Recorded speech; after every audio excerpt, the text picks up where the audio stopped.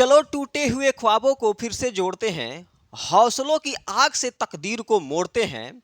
जो कहते थे तू कुछ नहीं कर सकता, चलो आज उन्हीं के ख्वाबों को तोड़ते हैं। तो कैसे हो मेरे प्यारे साथियों? आशा करते हैं कि आप सभी स्वस्थ होंगे और एग्जाम की तैयारी बहुत ही शानदार ढंग से चल रहा होगा। तो मेरे प्यारे बच्चों, आज के इस सेशन में हम लोग देखने वाले हैं अर्थव्यवस्था एवं इसके विकास का इतिहास, यानी कि जो सामाजिक विज्ञान का अर्थशास्त्र है, अर्थशास्त्र का चैप्टर 1 देखने वाले हैं। इस चैप्टर से संबंधित जितने भी महत्वपूर्ण ऑब्जेक्टिव हो सकते हैं, सारे ऑब्जेक्टिव क्वेश्चन भी करेंगे और साथ में हम लोग नोट्स भी देखने वाले हैं। तो चलिए शुरुआत करते हैं बिना समय को बर्बाद किए हुए। तो आप सबके सामने जो पहला वाला टॉपिक है, ये देखिए, अर्थव्यवस्था एवं इसके विकास का इतिहास। तो सबसे पहले हम इस टॉपिक को देखेंगे। कौन सा टॉपिक है? अर्थव्यवस्था एवं इसके विकास का इतिहास। तो देखिए, अंग्रेजी शासन ने भारतीय अर्थव्यवस्था को अपना एक उपनिवेश बनाकर रखा था। उन्होंने फूट डालो और शासन करो, यानी कि डिवाइड एंड रूल की नीति अपनाकर भारत को अपना दास बनाकर रखा।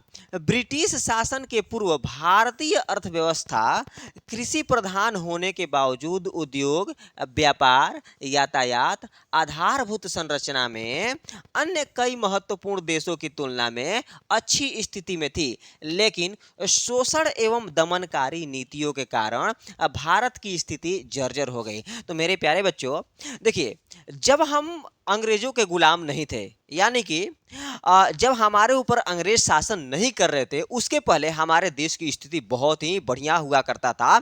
परंतु जब अंग्रेज आए और यहाँ से सारे संपत्ति ढोकर और इंग्लैंड में ले जाने लगे, फिर हमारी स्थिति धीरे धीरे खराब होने लगी और हमारी देश की अर्थव्यवस्था भी बर्बाद हो गया। यानी कि लगभग 200 वर्षों तक अंग्रेजों ने हम पे शासन किया और इस शासन काल में हमारी स्थिति ऐसी आ गई कि हम भूखों मरने लगे। यानी कि हमारे जो देश के लोग थे, वो बाबू अनाज की कमियों से जूझने लगे, पैसों की कमी से जूझने लगे, यानी कि पूरा अर्थव्यवस्था खराब हो गया था। ठीक है, उसके बाद जैसे ही आज़ादी मिला, हमारे देश के नेताओं ने, जो महापुरुष थे, उन्होंने काम करना प्रारंभ किया, अर्थव्यवस्था को सुधारना प्रारंभ किया और करते करते करते करते धीरे धीरे आज हमारी अर्थव्यवस्था पटरी पे आ गई है और अर्थव्यवस्था आज सुधर गई है। ठीक है, आगे बढ़ेंगे तो आगे बढ़ा जाएगा। तो देखिए, अंग्रेजी शासन के लगभग 200 वर्षों में भारतीय अर्थव्यवस्था में कोई विकास नहीं हुआ। प्रति व्यक्ति की स्थिरता, कृषि पर जनसंख्या की बढ़ती हुई निर्भरता, हस्तशिल्प उद्योग का पतन तथा उसके बाद लगभग नष्ट हुई औद्योगिक व्यवस्था इस बात को पूरी तरह स्पष्ट कर देती है कि अंग्रेजों ने भारतीय अर्थव्यवस्था का शोषण किया। अब देखिएगा, ये वाला लाइन क्या कह रहा है, जरा इसे भी देख लिया जाए। तो देखिए, अंग्रेजी शासन के लगभग 200 वर्षों में भारतीय अर्थव्यवस्था में कोई विकास नहीं हुआ। देखिए बाबू, ये बस किताबों में लिखने के लिए ही कहा जा सकता है। ठीक है ना? हम इतना मानेंगे कि जो अभी के वर्तमान के जो नेता लोग हैं, जो अपने अपने परिवार के लिए पार्टियां चला रहे हैं, उनसे अच्छा अंग्रेज थे, हम यही मानेंगे। ठीक है, क्यों? क्योंकि अंग्रेजों को पता था 1946-47 में कि अब हमें देश छोड़ के जाना पड़ेगा। फिर भी का हावड़ा ब्रिज है, उतने शानदार ब्रिज का वो लोग निर्माण कर रहे थे। जिन्हें पता हो कि ये घर हमें छोड़ देना है, फिर भी उस घर में बाबू कोई रंगाई पुताई और दुताला तीनताला घर मतलब बनवाते रहे, तो इसके क्या कहेंगे? ठीक है, आजकल के तो जो नेता लोग हैं हमारे यहाँ के, जो परिवार अपने अपने परिवार के लिए पार्टियां बना के रखे हुए हैं, उन्हें तो देखते होंगे, उन्हें पता है कि इसी देश में रहना है, फिर भी इतने ज़्यादा करप्शन करते हैं, अपने परिवार के लिए ही लूट के बैठ जाते हैं पूरा देश की संपत्ति को। तो हम मानेंगे कि जो आज के लुटेरे जो नेता लोग हैं, उनसे अच्छा अंग्रेज थे। फिर भी हमें एग्जाम में ऐसा कुछ नहीं लिखना है, जो यहाँ पे हम बता रहे हैं वो एग्जाम में लिखना है। देखिएगा, अंग्रेजी शासन के लगभग 200 वर्षों में भारतीय अर्थव्यवस्था में कोई विकास नहीं हुआ, ये चीज़ हमें लिखना है। प्रति व्यक्ति की स्थिरता, कृषि पर जनसंख्या की बढ़ती हुई निर्भरता, हस्तशिल्प उद्योग का पतन, उसके बाद लगभग नष्ट हुई औद्योगिक व्यवस्था इस बात को पूरी तरह स्पष्ट कर देते हैं कि अंग्रेजों ने भारतीय अर्थव्यवस्था का शोषण किया। जैसे देखिएगा, जो हमारे यहाँ के लघु उद्योग थे, जो हस्तशिल्प कला थी, वो सारी कलाएँ धीरे-धीरे बाबू समाप्त हो गई। क्यों? क्योंकि जो जो अंग्रेज़ थे, अंग्रेज़ बाबू क्या कर रहे थे, जो कच्चा माल था ना, कच्चा माल लेके चले जाते थे इंग्लैंड, और इंग्लैंड से बनाया हुआ, जैसे मान के चलिए कि हम लोग कपड़ा पहने हुए हैं, तो कपड़ा पहने हुए तो इसका जो जो कपास जो उत्पन्न होगा, जो इसका कच्चा मटेरियल होगा, उसको वो लोग लेके चले जाते थे इंग्लैंड, और इंग्लैंड से कपड़े बनाकर लाते थे और भारत में बेचते थे। तो इसी का विरोध महात्मा गांधी किए, और उस समय स्वदेशी अपनाने के लिए लोगों को प्रेरित किए। तो देखिएगा, जो कच्चा माल लेके चले जाते थे और पक्का माल लाते थे, इसके कारण भारतीय अर्थव्यवस्था चौपट हो गई। यानी कि भारत के जो लोगों का रोजगार था, वो रोजगार एकदम चौपट हो गया, और इसी के कारण हमारा बाबू स्थिति और खराब हो गया। फिर आगे बढ़ेंगे तो अब बाबू एक शब्द है उपनिवेश। समझना है कि उपनिवेश क्या होता है। तो देखिए, जब कोई शक्तिशाली राष्ट्र, क्या, जब कोई शक्तिशाली राष्ट्र किसी कमजोर राष्ट्र पर आधिपत्य जमा लेता है, अर्थात कि कब्जा कर लेता है, तो वो जो कमजोर राष्ट्र होता है वो मजबूत राष्ट्र का उपनिवेश कहलाता है। जैसे कि भारत जो है इंग्लैंड का उपनिवेश था। भारत पर अंग्रेजों ने शासन किया, इंग्लैंड ने शासन किया, तो 200 वर्षों तक शासन किया, अर्थात भारत 200 वर्षों तक अंग्रेजों का उपनिवेश रहा है, इंग्लैंड का उपनिवेश रहा है। देखिए, जब कोई शक्तिशाली राष्ट्र किसी पिछड़े राष्ट्र के लोगों और उनके समस्त संसाधनों पर नियंत्रण वह शासक करता है, तो ऐसे गुलाम देश को उपनिवेश कहा जाता है। भारत करीब 200 वर्षों तक ब्रिटिश शासन का उपनिवेश था, याद रखना है।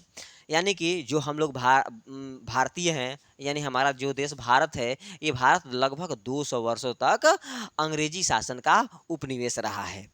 तो ये हो गया उपनिवेश। किसे कहेंगे उपनिवेश? जब कोई शक्तिशाली राष्ट्र किसी कमजोर या किसी गरीब राष्ट्र के सभी संसाधनों एवं वहां के लोगों के ऊपर अपना स्वामित्व जमा लेता है, यानी कि अपना कंट्रोल कर लेता है, उसको गुलाम बना लेता है, तो उसे उपनिवेश कहा जाता है।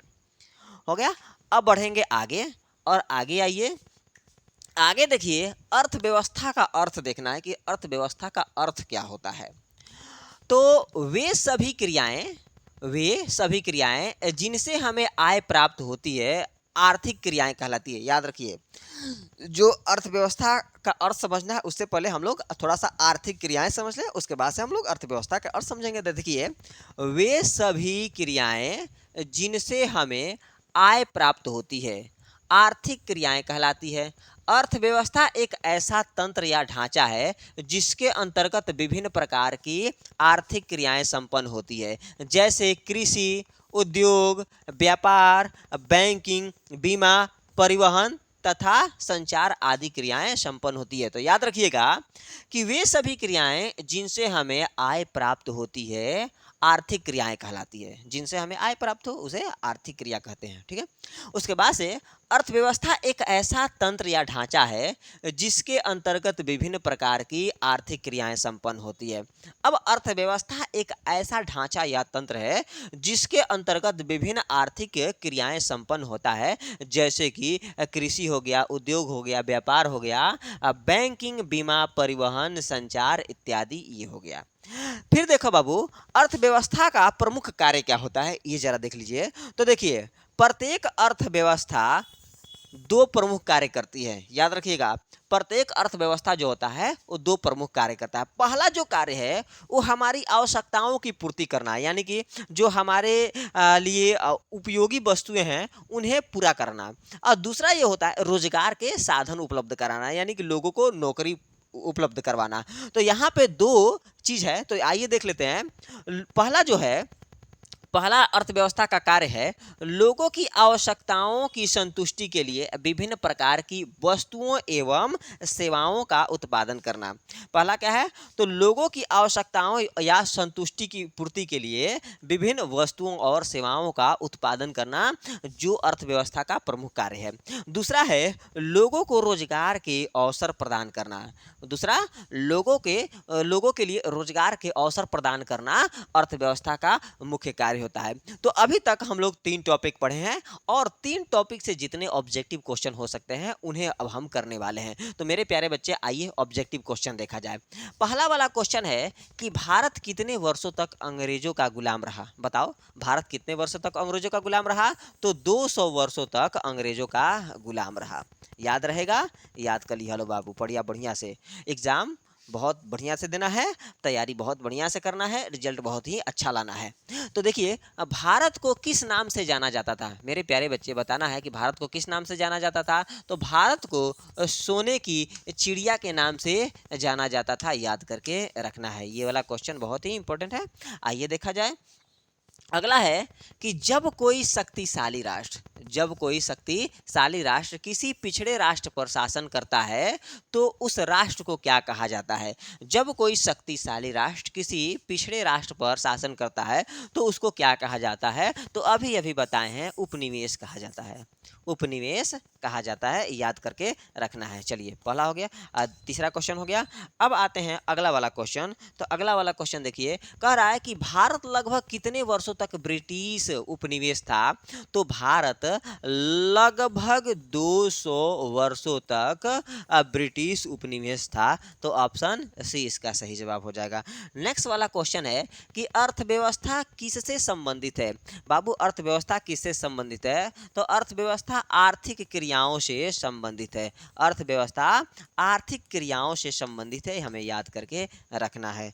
नेक्स्ट वाला क्वेश्चन कह रहा है कि अर्थव्यवस्था का मुख्य उद्देश्य क्या है? तो अर्थव्यवस्था का मुख्य उद्देश्य होता है रोजगार और आवश्यकताओं की पूर्ति। रोजगार और आवश्यकताओं की पूर्ति, याद कर ली हलो बाबू बढ़िया से। अर्थव्यवस्था का मुख्य कार्य होता है, चाहे मुख्य उद्देश्य होता है रोजगार और आवश्यकताओं की पूर्ति करना। नेक्स्ट क्वेश्चन है कि निम्न में से कौन सा अर्थव्यवस्था का भाग नहीं है? तो बाबू यहाँ पर देखिएगा, राजनीति से अर्थव्यवस्था का कोई लेना देना नहीं है। ठीक है, कृषि अर्थव्यवस्था का भाग है, उद्योग और संचार ये तीनों अर्थव्यवस्था का भाग है, परंतु राजनीति जो है ये अर्थव्यवस्था का भाग नहीं है। तो ये हो गया। अब आओ बाबू अगला क्वेश्चन देखा कि प्रत्येक अर्थव्यवस्था का पहला प्रमुख कार्य है। बताना है कि जो प्रत्येक अर्थव्यवस्था होता है उसका पहला प्रमुख कार्य क्या होता है? तो वस्तुओं एवं सेवाओं का उत्पादन। वस्तुओं एवं सेवाओं का उत्पादन होता है प्रत्येक अर्थव्यवस्था का कार्य। तो ये हो गया बाबू महत्वपूर्ण ऑब्जेक्टिव क्वेश्चन। अब अगले वाले वीडियो में हम लोग देखेंगे, देखिएगा, लेस्टर ब्राउन के अनुसार अर्थव्यवस्था का परिभाषा देखेंगे। उसके बाद से आर्थर लेविस के अनुसार अर्थव्यवस्था की परिभाषा देखेंगे। उसके बाद से बाबू देखिएगा, यहाँ पे लेस्टर ब्राउन के अनुसार हो गया और यहाँ पे आर्थर लेविस के अनुसार हो गया। अब अगला वाला जो है यहाँ पर देखिएगा ऑब्जेक्टिव क्वेश्चन इसका है। तो इन सारे चीज़ों को हम लोग अगले वाले वीडियो में देखने वाले हैं मेरे प्यारे बच्चे। तब तक के लिए धन्यवाद और हमारे अगले वीडियो आप लोग जरूर देखिए मेरे प्यारे साथियों। तब तक के लिए बहुत बहुत धन्यवाद।